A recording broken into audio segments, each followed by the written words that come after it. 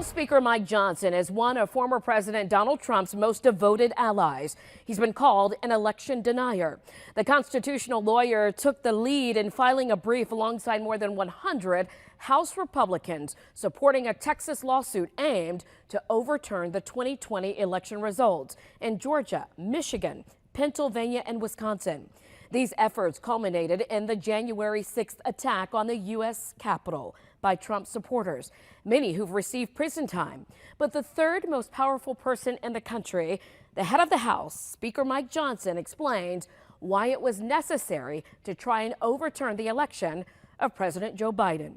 Initially, when he first went in and was elected, you voted to not certify those votes. Has that changed? There are two things can be true at the same time. Joe Biden is the duly elected president of the United States. I've never said otherwise. What I was involved in at the time was a constitutional argument that we actually presented to the Supreme Court. A lot of people are trying to misconstrue this right now and say I'm an election denier. What I was saying is, during that election in 2020, after COVID, and everybody forgets the details of that year in 2020, everything was in great upheaval because of the pandemic. And so a lot of the states began to change their election laws. Some did it by fiat, by the governor, an executive order. Some used their state secretary of state. There are many other ways that it was done.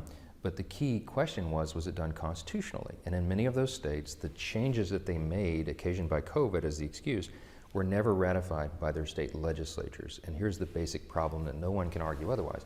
Article 2, Section 1 of the U.S. Constitution says that to choose an elector to select a president, the state legislative body is the only body that can set the rules to do that. And it's just very plain legal argument.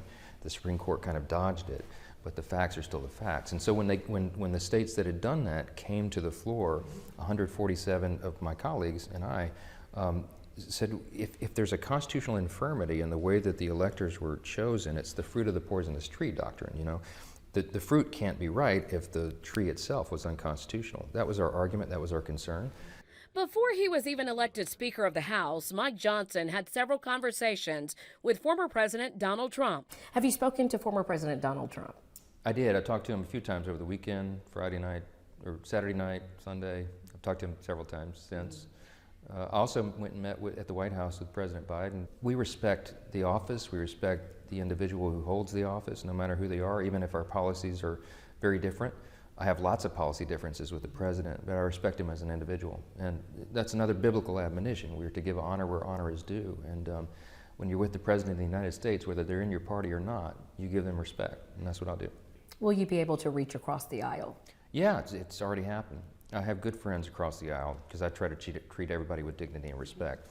We can have very different policy differences, and I do with many of my closest friends on the other side.